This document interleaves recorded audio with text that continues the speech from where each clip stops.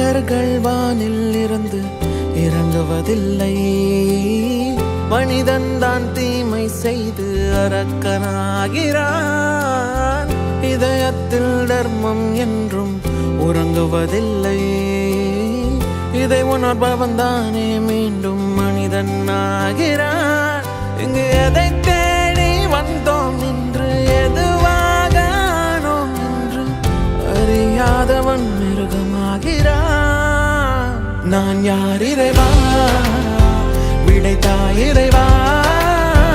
நான் யார் இறைவா, பதில் சொல்ல மண்ணில் வருவாயா. நான் யார் இறைவா, விடைத்தாய் இறைவா.